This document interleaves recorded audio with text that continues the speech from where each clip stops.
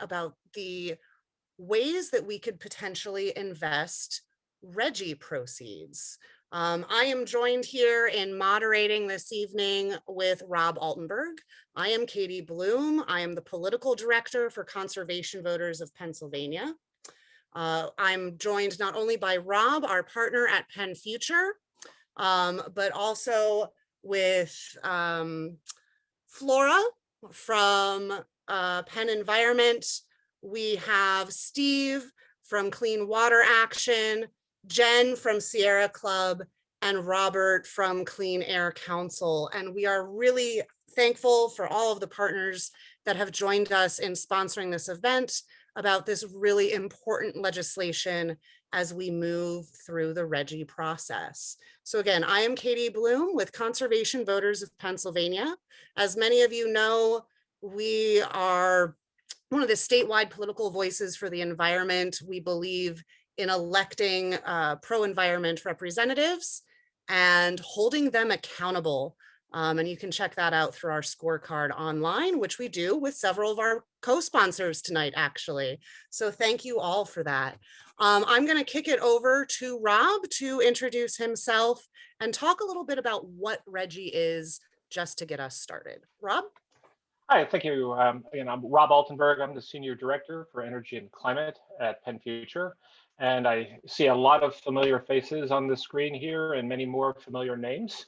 So I'm sure that many of the people here are very familiar with RGGI. So I apologize in advance if my explanation is too basic. But when we talk about the Regional Greenhouse Gas Initiative or joining RGGI, I think it's very important to narrow down exactly what we mean by that. In Pennsylvania, the Environmental Quality Board just voted to promulgate what's known as the CO2 Budget Trading Program. This program uses existing authority in the Clean Air Act to cap CO2 pollution from larger electric generators.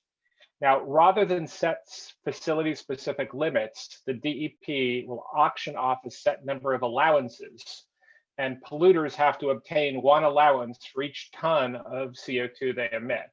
Now, the limited number of allowances creates that cap on pollution, and the fees generated from that auction, they go into the Clean Air Fund, and that could be spent to manage the program and to further reduce emissions.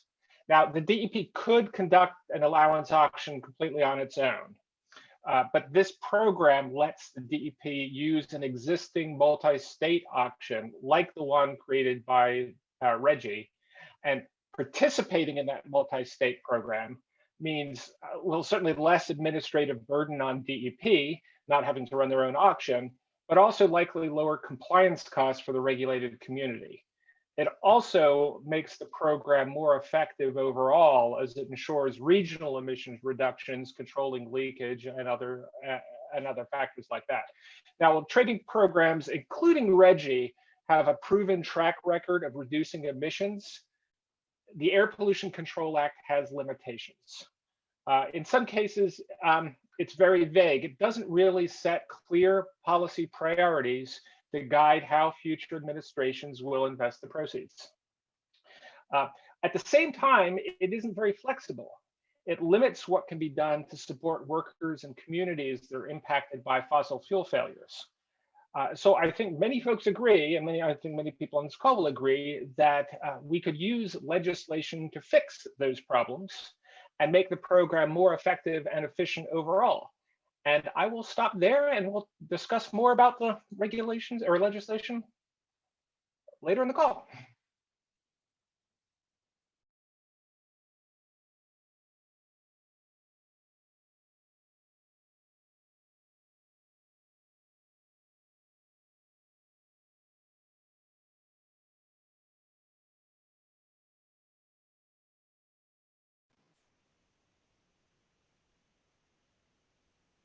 There we go. Now I have the unmuting power.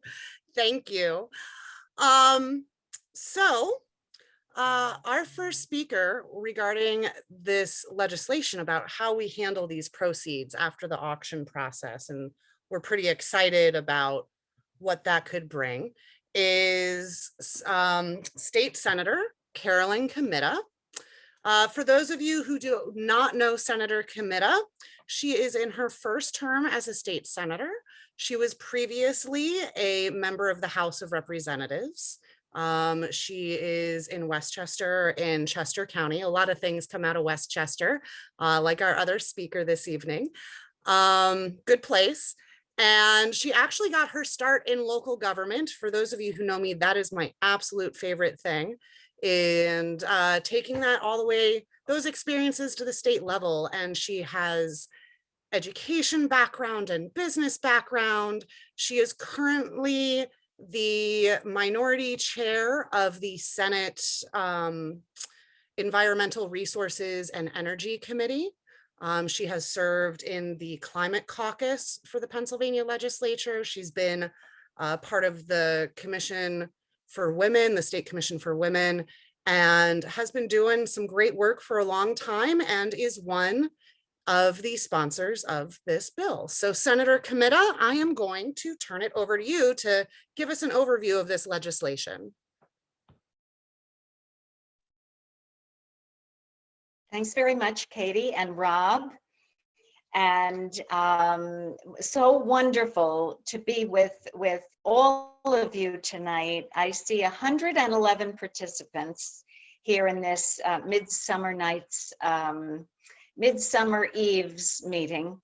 And I see many familiar faces, and I just want to thank each of you for taking the time, not only to be here tonight, but all of the other time that you spend doing what you can to protect our air, protect our water, protect our natural resources. It really is an honor to be with you. And I very much appreciate Penn Future, conservation voters, Clean Water Action, Clean Air Action, Penn Environment, and the Sierra Club for organizing tonight's webinar. I also want to welcome my colleague in the House and my friend from Chester County and from Westchester, Representative Diane Herrin, who will be sharing some thoughts tonight. So thank you so much, Rep. Herrin, for being here with us and with me, as always, and for partnering with us on the RGGI Investments Act. So, as you know, RGGI is moving forward. The Environmental Quality Board recently voted to finalize regulations, making it possible for Pennsylvania to join RGGI. And the next step will be approval by the IRRC, the Independent Regulatory Review Commission. And we expect the regulations to come before the IRRC by the fall.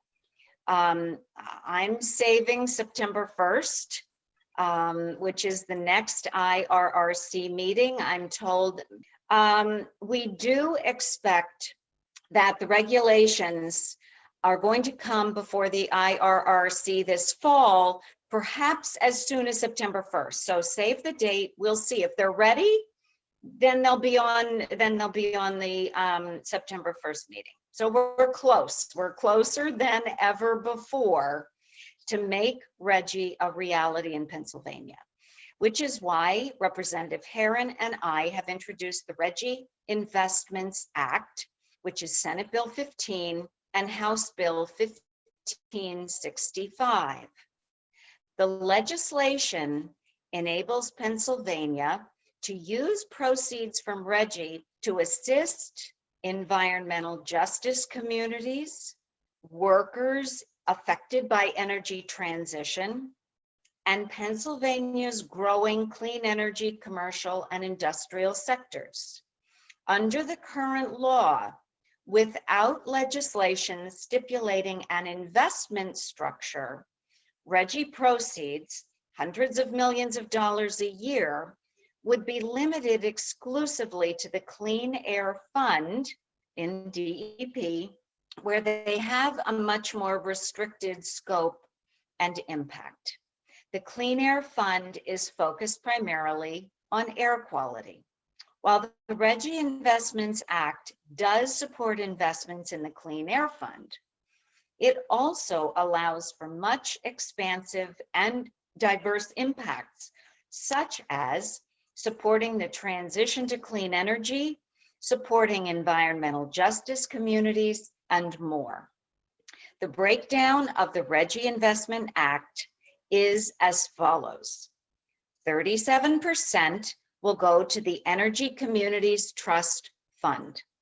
The fund will support investments in communities impacted by the transition from fossil fuels to clean energy. We're talking about workforce development, career transition and job retraining, small business assistance, and providing resources to school districts and community assets. The fact is that coal plants are already shutting down largely due to market forces. Earlier this month, you may have read the Cheswick Generating Station, the only coal-fired power plant in Allegheny County, announced that it will permanently close in September. This trend is going to continue with or without RGGI. Consequently, workers, as well as their families and communities, need a mechanism and resources to transition to the clean energy economy. RGGI and the RGGI Investments Act provide the roadmap. In addition, this legislation invests in public health and infrastructure guardrails in environmental justice communities, communities that have long shouldered a disproportionate pollution burden. Under the RGGI Investments Act, 12.5% of the proceeds will go to the Environmental Justice Communities Trust Fund to provide investment in community health services, benefits for retired workers whose pensions or health plans may be at risk, and support for local governments and school districts facing reduced tax revenues as plants shutter. Just as the transition to clean energy is already underway, and we have a responsibility to proactively plan for and retrain impacted workers, climate change is underway, and we have a duty to help communities that are disproportionately at risk from climate impacts. The remaining lion's share of the proceeds, 46%, will go to, as I said, the Clean Air Fund, to be divided as follows. 56%, about 25% of the total process, will go to the Greenhouse Gas Abatement, Energy Efficiency, and Clean and Renewable Energy Investments account to support the following: cost-effective carbon capture, utilization, and storage, abandoned oil and gas well plugging, energy efficiency, mass transit and electric vehicle transportation, agriculture conservation, forest stewardship, and clean and renewable energy investments like biomass, geothermal, hydropower, energy storage, and solar and wind technologies. In addition to reducing greenhouse gas pollution, all of these initiatives will help drive in-state investment and job creation. 44% of the proceeds in the Clean Air Fund, about 20% of the total proceeds, RGGI proceeds, will go to the Commercial and Industrial Energy Efficiency account. These funds will support grant programs to assist employers in the commercial and industrial sector to reduce emissions through the following: process electrification, fuel switching, demand response and reduction, energy efficiency, and cost-effective carbon capture, utilization, and storage.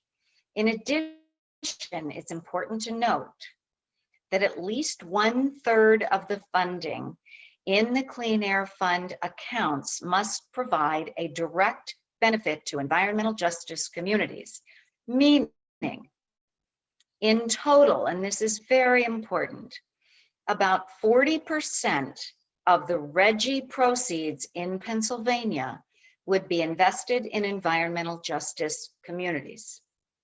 Finally, up to 4% of the proceeds would support the administration of the program.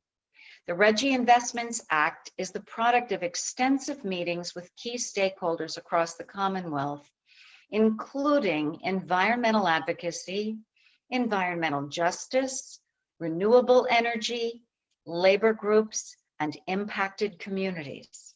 It is the way forward.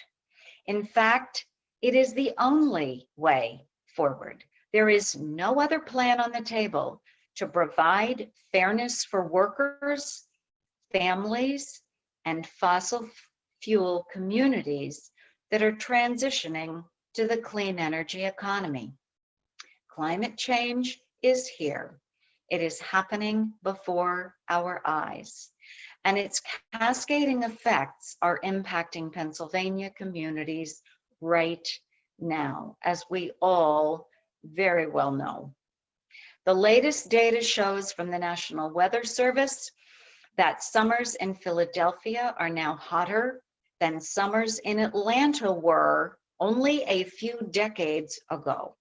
And this summer is on track to be the hottest on record, which we are experiencing yet again this week. Meanwhile, the transition to a clean energy economy is well underway. Just look at what's happening in the business community with large corporations embracing clean energy goals. Our goal is to ensure that no one is left behind.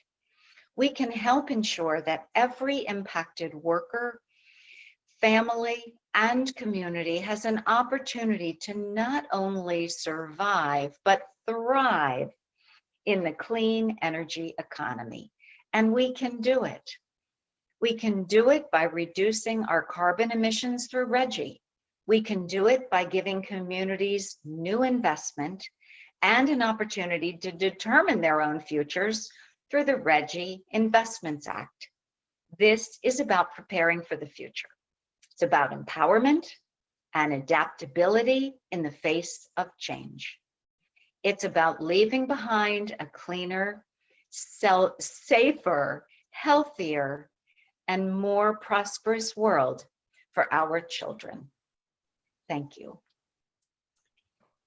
Thank you so much, Senator Comitta. I really appreciate that overview. It's great to hear.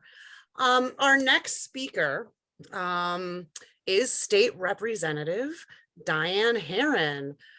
Previously, before being elected to the House of Representatives this last year, she was mayor of Westchester. But a really cool thing, and one reason why I'm glad that she's the prime sponsor of these bills, or this bill in the House, as Senator Comitta is in the Senate, is because Representative Herrin is a certified energy manager. She is a master planner for energy systems with the American Association of Energy Engineers, and she is a LEED certified professional from the Green Building Council. And she has some amazing experience actually doing work in a professional capacity before being an elected official in states that already participate in RGGI. So she has a great knowledge of some of the intricacies of what this legislation will do, what RGGI will do, but also some real knowledge about how things can be done to get more into the nitty-gritty beyond some of the programs that Senator Comitta listed, and some of the ins and outs of the Clean Air Fund and what happens if we don't pass this legislation. So Representative Herrin, I am going to pass this over to you. Okay, thank you so much, Katie. I'd like to also thank all the organizations that have come together to support this legislation and to put this webinar on. And of course, thank you, Senator Comitta, for your incredible leadership on this and many other issues. You've been a great mentor to me. So I just wanted to talk first briefly about a little bit of context, because this bill truly recognizes that the energy sector is changing forever. The transition away from the most polluting fuel sources has already begun, and this train is out of the station. You know, some examples are the Keystone XL pipeline that was slated to carry the dirty tar sands from Alberta to Nebraska is officially dead. Here in Pennsylvania, we have the Cheswick Generating Station just outside of Pittsburgh is slated to close as one of 3 closures announced by the owner. And what happens in these cases, as we all know, is that they simply shut these stations down and they leave the community and the workers behind. So we also have these huge investment firms, these private sector job creators in this country that are going all in on green energy. Morgan Stanley is diversifying from fossil fuels and wants to have a net zero financed emissions portfolio by 2050. And JP Morgan has committed 2.5 trillion by 2030 towards sustainable development and green energy. So regardless of the rhetoric that we hear out there, this is the reality, is that our energy economy is transitioning for good.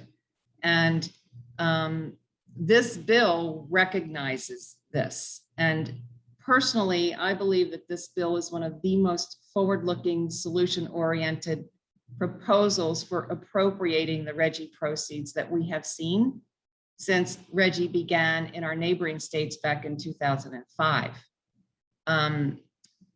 Because, as Senator Comitta outlined, it not only recognizes that we need to use the proceeds to reduce CO2 emissions, but that we need to use it to help the workers and communities that have created the backbone of our energy economy and borne the brunt of those consequences for decades. I just want to point out briefly that the Energy Communities Trust Fund that the Senator mentioned, which will provide these grants for the projects that she outlined, will be directed by a board that will include, among other designees and appointees, 4 union representatives nominated by the president of the Pennsylvania AFL-CIO, because we want to be sure that labor is included. In addition, the Environmental Justice Communities Trust Fund that she mentioned, those funds will be appropriated by a similar board that will include 6 members of the public representing environmental justice communities from across the state.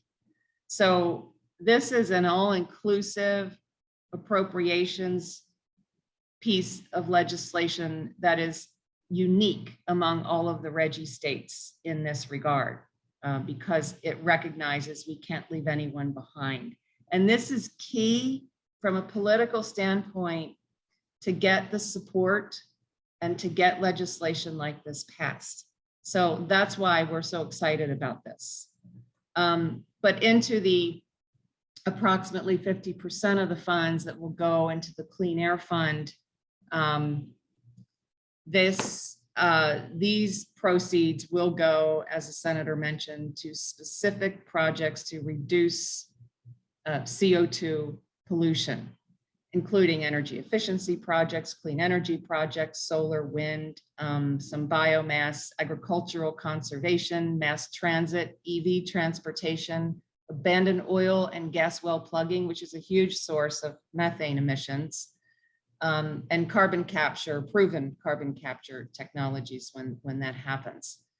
So without this legislation, the governor will be required from a regulatory standpoint to put 100% of the monies into the Clean Air Fund.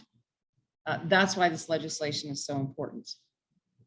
So the investment into the Clean Air Fund will also save lives. And I think we need to remember that the health benefits of this CO2 reduction work. Nearly 700 lives that would otherwise be lost to respiratory failure will be prevented. Nearly 100,000 sick days will be saved, and DEP estimates the avoided pollution will realize more than 6 billion worth of health benefits over the next decade and cut the number of asthma attacks for children by more than 45,000. So the benefits are great.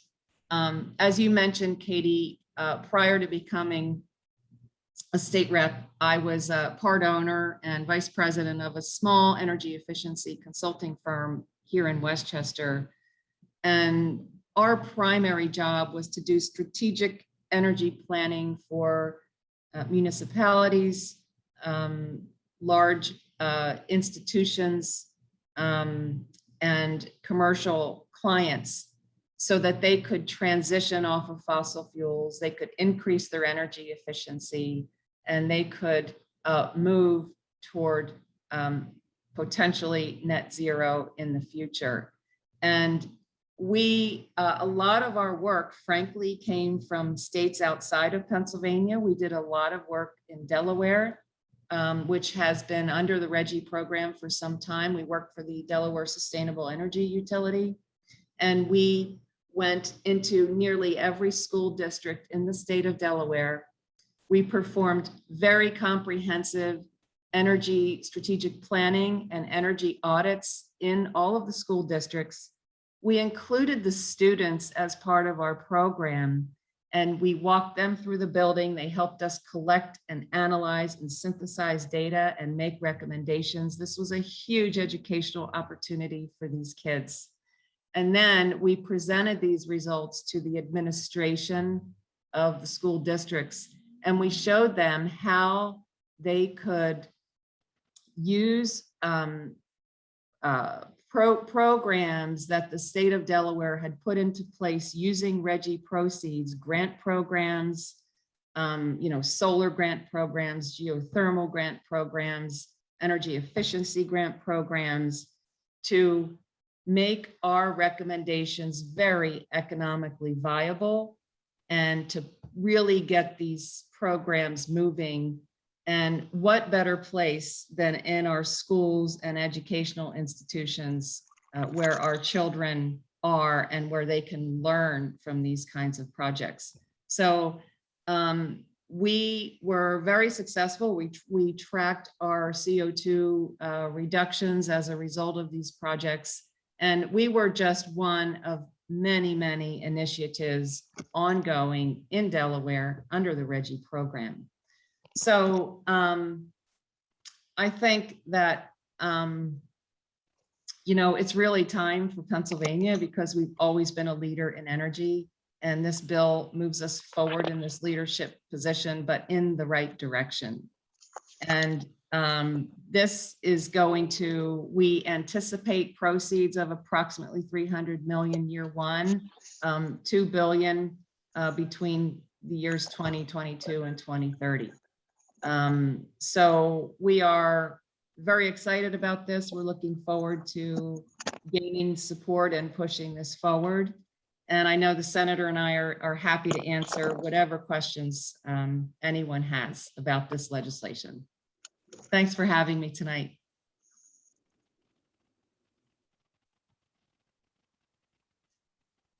Thank you, Representative. I'm going to kick it over. There were a couple of more technical questions in the chat. I'm going to pass it over to our regulatory expert, my co-moderator here, Rob, real quick to answer those. Yeah, two things pretty quickly. One, there was a question about what happens if IRC, Independent Regulatory Review Commission, votes to disapprove the regulation. IRC does not get a veto. If IRC disapproves, the DEP has to respond to their issues. They don't actually have to change anything. If IRC disapproves, DEP responds and says we are electing not to change anything, and IRC disapproves again, IRC simply forwards their comments to the legislature, and the legislature, if they do a joint resolution of disapproval, they submit that to the governor, and they would presumably have to override the governor's veto to actually stop the program. A similar question was asked about Senate Bill 119, which is a current attempt in the legislature to block RGGI. If the legislature fails to pass that with a veto-proof majority, the question was, will the legislature use a constitutional amendment like was just done related to some of the COVID issues? They certainly could advance a constitutional amendment, but in Pennsylvania, that has to be introduced in 2 separate sessions. So that would not likely block RGGI from happening. That couldn't happen until sometime in the next session. No, hand it back to Katie for the next questions. Yeah, and I'm going to give a super quick shout out to Liz, our partner at Philadelphia Solar, who's part of our merry band at the Clean Power Coalition, for jumping in and helping out with some of the discussion in the chat. Thank you very much, Liz. We really appreciate that. It's nice to have you on this evening. To the next question. So we have a question from Eleanor, and she really appreciates all of these details and is really curious with SB 15 or the House version. What is the legislative path? Are these bills in committee right now? And what is the process?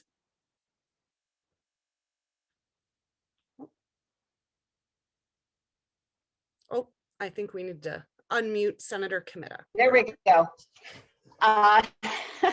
Diane, I'll go first. My Senate Bill 15 was just introduced this week, and it has not been assigned to committee yet. So, and if it, when it is, it will not be, it will not have the chance to be considered, let's say, really until session begins in September. Although there could be a special committee, ERE committee that is held. Oh, it is in ERE. It was just referred. Okay. My staff is listening in, and they got the news hot off the press. So good, terrific. So, and there's some interesting details in the House.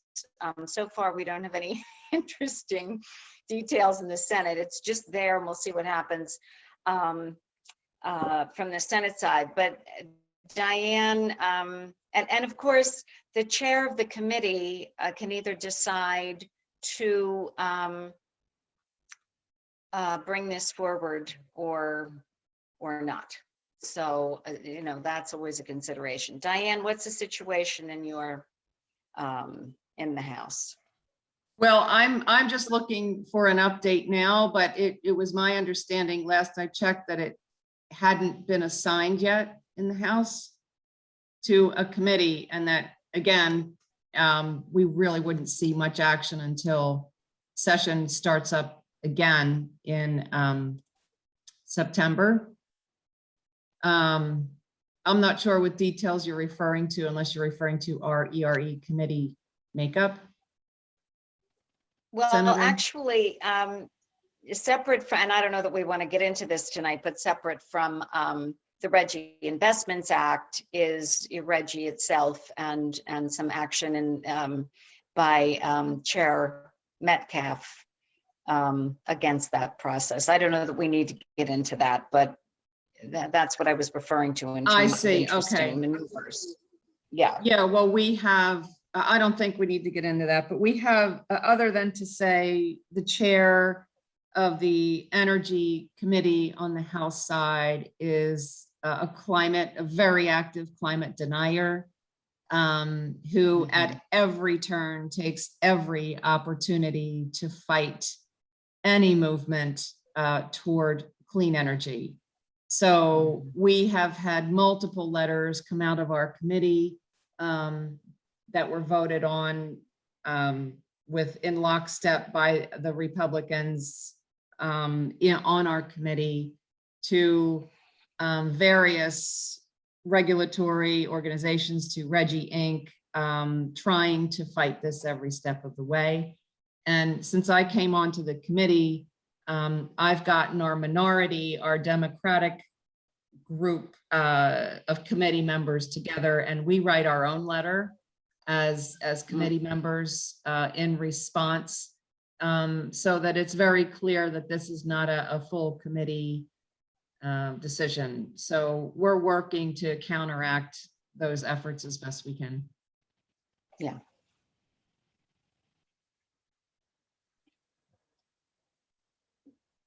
Rob, I think it's to you.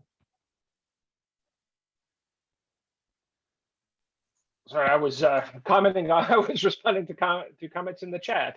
Do you have the next question queued up? Yeah.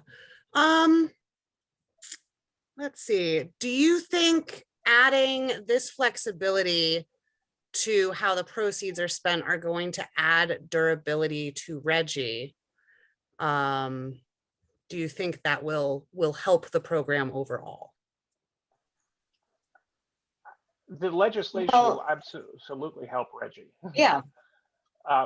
And one of the reasons why is without it, it's going to be a subject to budget fights every year after this, and attempts to take the money to plug holes in the budget. All right.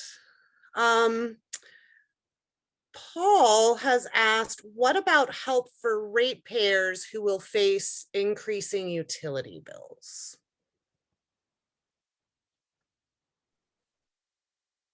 This is part of the Environmental Communities Trust Fund, and what was one of the issues that the coalition, who met, for many months to get this RGGI Investments Act bill written in a way that it would help the most people who really need it. And I advocated very strongly, because I had heard from many of my colleagues in the environmental justice community that we needed to make sure that the people who couldn't afford a rate increase, even though it might be short-lived, and one of you, Rob, you may know, or Diane, you may have the detail on this, but I believe once RGGI is underway, there will be a few years where rates will be slightly increased, but over time they will decrease, perhaps not significantly, but there is a portion of this. And Rob, maybe you can speak to the detail going to help offset energy costs for low-income families. Yeah, I mean, there was some modeling that showed some initial very slight rate increases. I mean, less than the normal fluctuation that we see year to year in rate increases anyway. So there was that possibility. But it's also important to know that a rate increase, you don't pay your rate, you pay your bill. So if through RGGI we're investing in energy efficiency and other things that help people lower their electric bill, the rate can go up and the amount people actually pay can still go down. They're not necessarily tied together. I'd like to make a few comments too there's evidence to show that there is little impact on rates paid by energy consumers. And this is in the 11 other states that currently have RGGI programs. And some evidence even suggests that energy consumers may receive a small benefit from a cost perspective on their bills. There was a paper from the analysis group that showed that consumers in RGGI states reaped a net gain of 220 million from 2015 to 2017.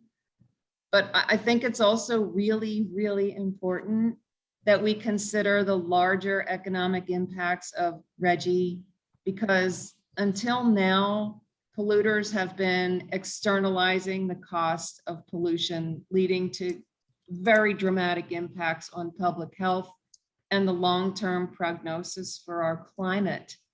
Air pollution, we don't connect these dots, but we need to, because air pollution accounts for hundreds of millions of deaths worldwide, and it imposes an economic cost of almost $3 trillion every year on the world economy. So in Pennsylvania, the emission reduction associated with RGGI will help save $6.3 billion by 2030 from the public health benefits alone. And it's not just a money thing. It's about quality of life. It's about our children having asthma. It's about illness, and it's about death and mortality. So this is, really important. And I think there's a little argument to be made that there's going to be a significant economic impact on residents who are paying their energy bills. Thank you all for that. This is kind of a combo question here. And it looks like this is about some of the programs that it can be included. So does greenhouse gas abatement include support for electric vehicles?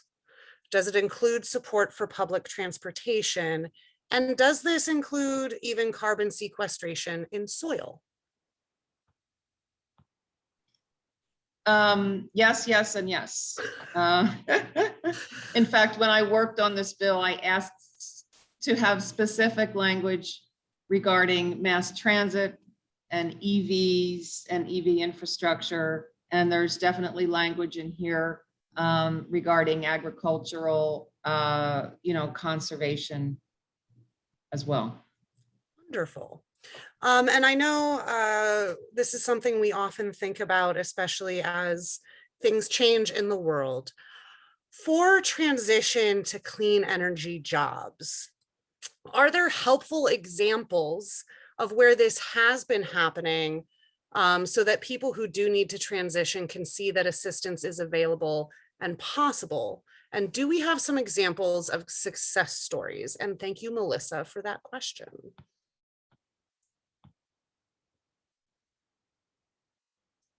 And I'm not seeing anyone going off mute yet. Oh, well, I went off mute. I have to say that this is kind of a groundbreaking proposal as far as allocating RGGI proceeds go.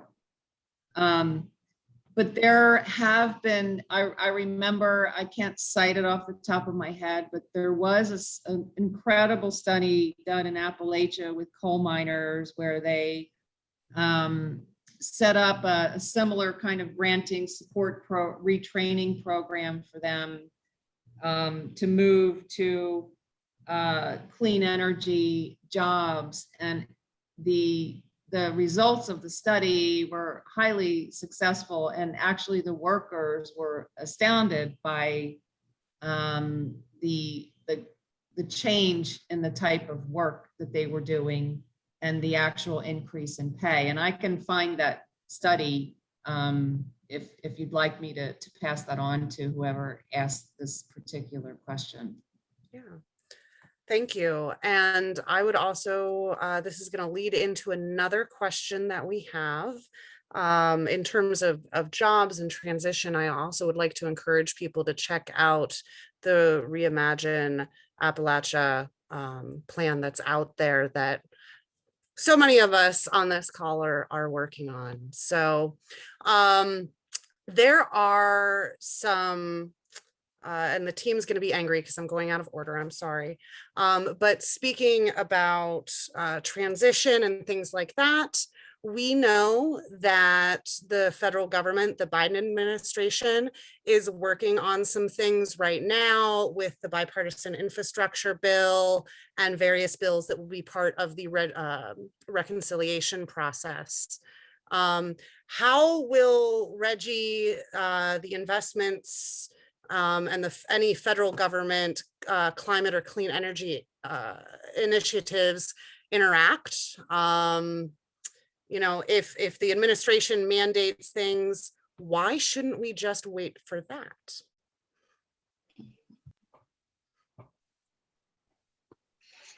Well, I would say that moving forward to join RGGI with our sister states in the Northeast region at this point is going to be a wonderful parallel approach to whatever the federal government decides with infrastructure. And the the Environmental Communities Trust Fund, the Energy Communities Trust Fund, and all of the stakeholders who are on the boards will be weighing in to make decisions on how the money will be invested. And I'm sure whatever the federal government decides to invest in will impact how they decide to direct the monies. And wouldn't that be a wonderful problem to have to, perhaps modify or direct or redirect certain funds. So I see it as a parallel cooperative opportunity. And I hope the federal government moves forward in a very thoughtful and timely way. So Diane, what do you think about that? Well, I guess it's my view that we can't wait for the federal government, because even though there are some incredible, tremendous proposals, we don't know what they will ultimately end up looking like or when they will come to fruition. And RGGI is a proven program that has worked so well in our neighboring states. And the more we can regionalize it, the more impact we will have in a more immediate fashion. So I say we do both. We go for it at every level. If I could add to that, having the federal backstop really helps. It solves issues like leakage out of state borders and things like that. But federal programs tend to be the least common denominator that tries to please everybody to some extent. And when it comes to what is best for Pennsylvania, I trust Senator Comitta and Representative Herrin to make those decisions more than the EPA trying to please everybody. That is perfect, Rob. I would rather trust our in-state environmental champs too. So we're not gonna address all of the questions, but we are keeping track. There are two more here that I definitely want to get to before we move on to some other things. We know that there are outspoken opponents of RGGI. Senator, Representative, you've mentioned this, members of the ERE committee. Thank you, Jen and Ezra, for putting Environmental Resources and Energy Committee in the chat for us. We know they're not supportive of this bill either, but I think the big question is, what are they offering as an alternative? Fossil fuels. Well, that's the whole point. Words. What was that, Diane? Fossil fuels. Not even, we're almost just no. Status quo. It's the status quo Status that quo. they're defending.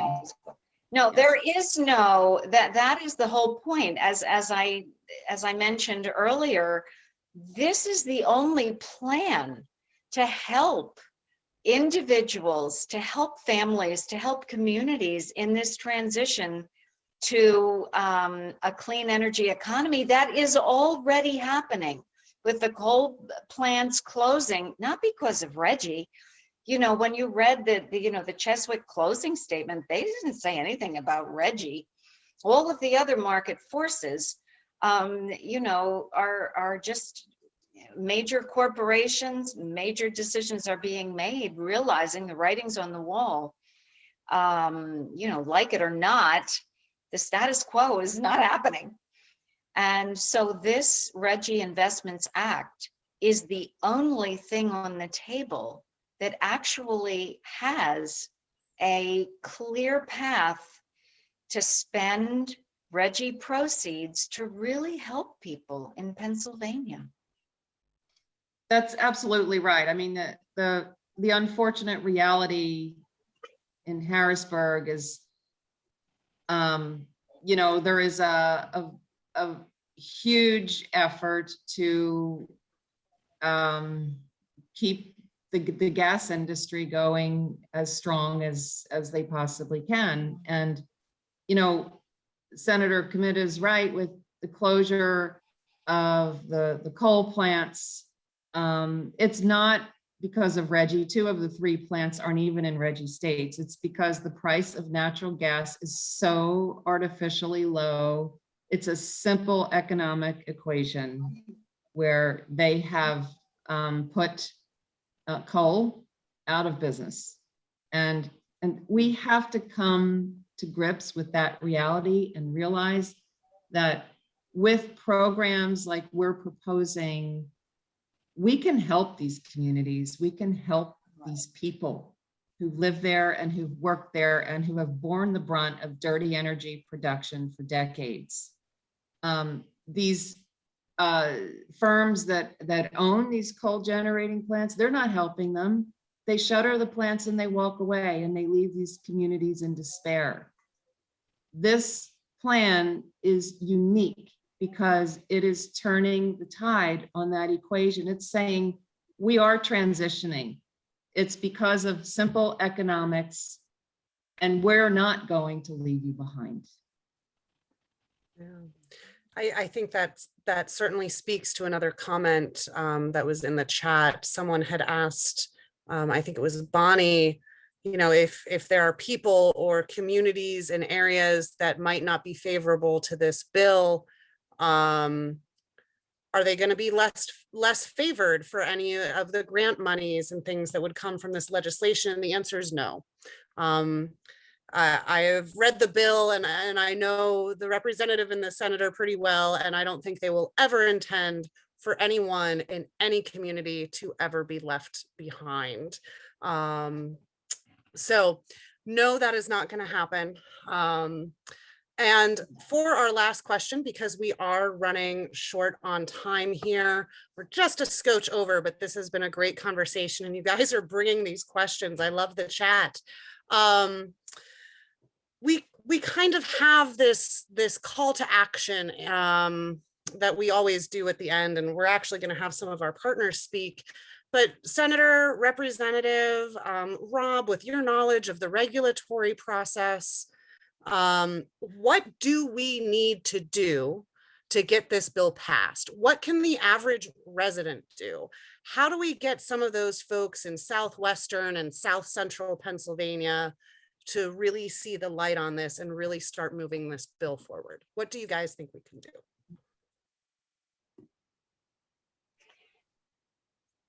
Well, you know, I think that, and let's be clear, there are Democrats as well as Republican legislators who are not going, you know, not wild about RGGI and are concerned about upsetting the apple basket that the apples are already falling out of in the clean energy economy, the transition and closing of the coal plants. But I would say, you know, having been a mayor and Representative Herrin also, individuals, but also borough councils, township supervisors, boards of supervisors, local chapters of the Sierra Club and other, you know, all of the organizations that are on tonight, reaching out to your legislator and building a coalition wherever you can, perhaps in the business community, perhaps in the faith community, would be, and then coming forward.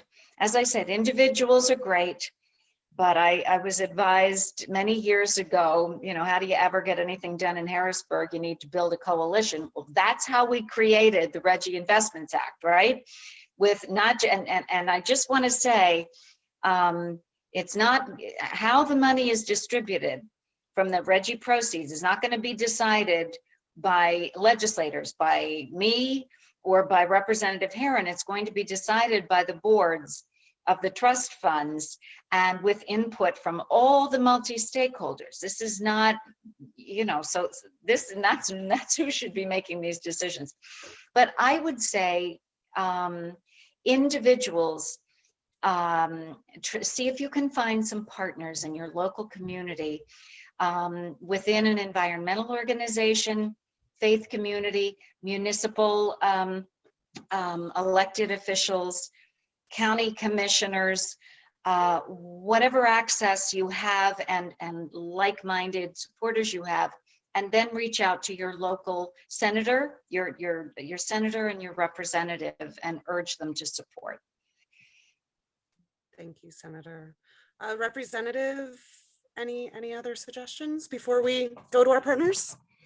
Yeah, well, I would say, you know, the first order of business is to be sure we have a veto-proof majority on these anti-RGGI bills, SB 119, for example. And we, as the senator alluded to, we have to shore up Democratic support to make sure we have that veto-proof majority. We have it right now, according to my whip count, but that can change. And so these representatives and senators need to hear from their constituents that they want RGGI. That is so incredibly important, because if I hear anything when I'm in Harrisburg from my colleagues, it's, well, I can't vote for that because my district doesn't want it, or I'm voting for that because my district wants it. Like, you know, this is so powerful.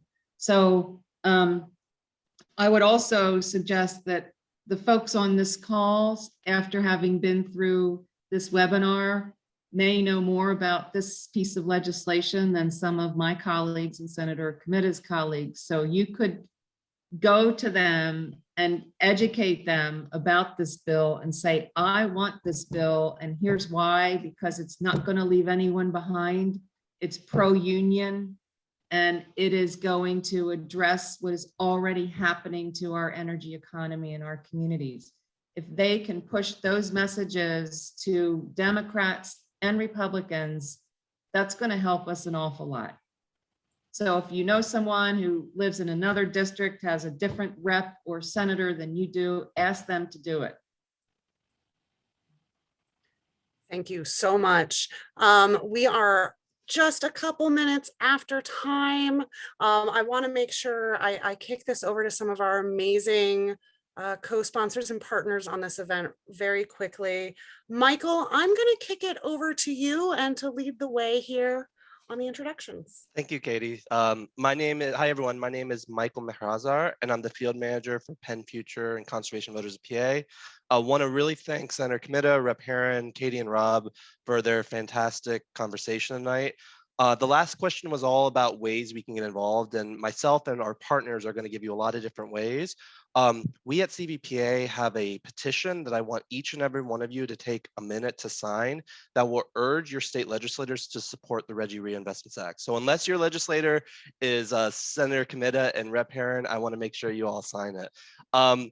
We also have teams of volunteers that meet with their state legislators throughout the state to talk about environmental issues. We call that team our ACE team, and we're going to put that in the chat as well, that if you're interested to talk about these issues, we encourage you to check that out. Finally, we have a RGGI Defenders team that is all focused on stopping the anti-RGGI bills that Senator Comitta and Herrin mentioned. Please email me, and my email should be in the chat if you want to learn more ways to get involved. And next, I'm going to turn it over to Flora from Penn Environment. Hi, everyone. My name's Flora. As Michael said, I'm the field director with Penn Environment, and we're a statewide people-powered environmental advocacy group. working to make sure we all have clean air to breathe, clean water to drink, and of course, a safe and livable climate powered by 100% renewable energy.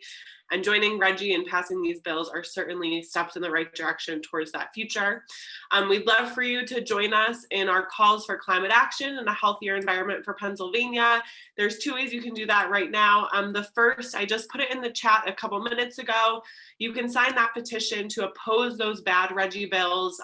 That'll send an email to your elected officials and encourage them to vote no on Senate Bill 119 and House Bill 637. And then to stay up to date on other pieces of legislation moving in Harrisburg or DC, I encourage you to sign up for Penn Environment's Mobile Action Network. We send occasional texts to your phone with actions you can take, calls to make when bills are moving. And you can do that by texting the words clean energy to the number 21333. So open a new text, clean energy 21333. Make sure to follow up with the prompts for your name and address so we connect you to the right elected officials. And that's a great way to stay up to date on legislation that is moving. Thank you so much to all the co-sponsors, Senator Comitta and Rep. Herrin, for this great event and for all the work you do to protect our climate. Thanks, Laura. Next, Steve from Clean Water Action. Thanks. Steve Hosdovich. I'm the Pennsylvania Campaigns Director for Clean Water Action, which is a national nonprofit environmental organization in Pennsylvania. We are statewide with a little over 80,000 members across the Commonwealth. I think my colleagues have some incredible actions that are going to help you weigh in directly with your legislators, which is so important because obviously we need to get them on board, especially as co-sponsors to Senator Comitta and Representative Herrin's respective legislation, and really just getting behind RGGI as a regulation and passing in general. So I want to take a different route. I actually want to encourage you to do something to reach out to the people you know in your community to get them on board, because I think Representative Herrin was talking at the end there about a bunch of misinformation out there about RGGI, about what this revenue can be utilized for. And I think breaking that down is how we start to win this battle in a very serious way. So what I'm going to encourage you to do in terms of reaching out to people is to share today's webinar, which has been recorded, with at least one person you know, friend, family, or otherwise. Help them get the same education that all of you got here tonight, and empower themselves to understand the great direction we're taking Pennsylvania when it comes to addressing climate change and helping to transition to a cleaner energy economy. Thank you, Steve. Jen?